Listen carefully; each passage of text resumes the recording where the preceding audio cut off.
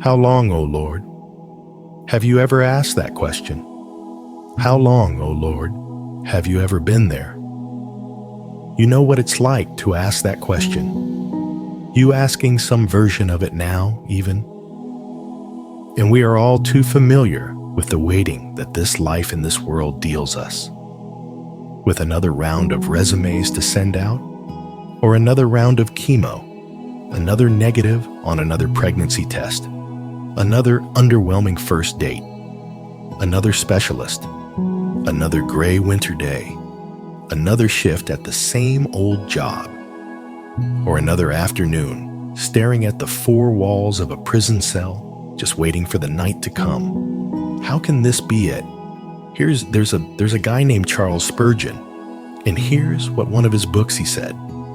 He said the best style of prayer is that which cannot be called anything else but a cry. You ever pray those kind of prayers? God, if you don't show up, I got nothing in the tank.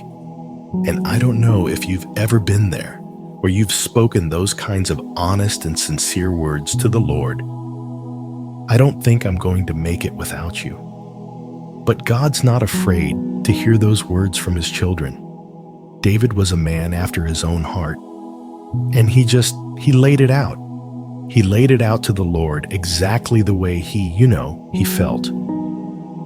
And he said, if you don't help me, I may die. Psalm chapter 13, it says, how long, O Lord, will you forget me forever? How long will you hide your face from me? How long must I take counsel in my soul and have sorrow in my heart all day?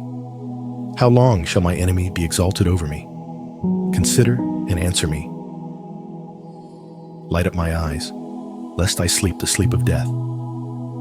Lest my enemies say, I have prevailed over him.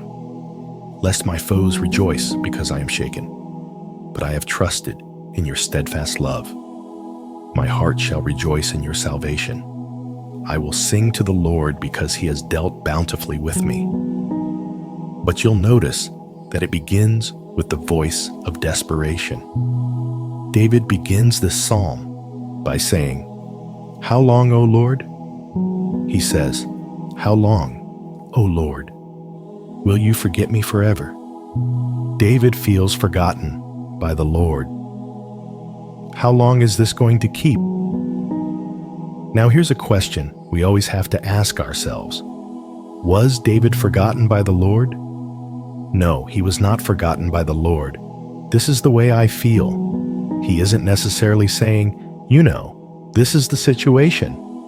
But he feels forgotten, and he feels like the Lord has hidden his face. And David, furthermore, feels like it's been going on forever, which elicits that question. How long now we need to introduce the idea that God does not forget his children.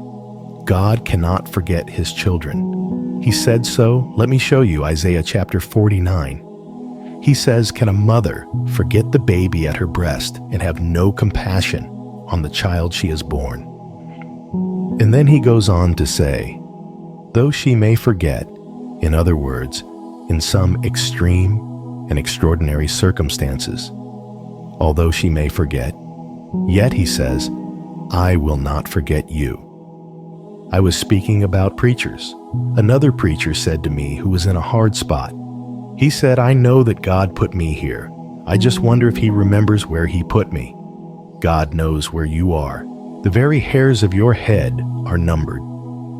Now, keeping in mind how David started this psalm, you saw how desperate it was.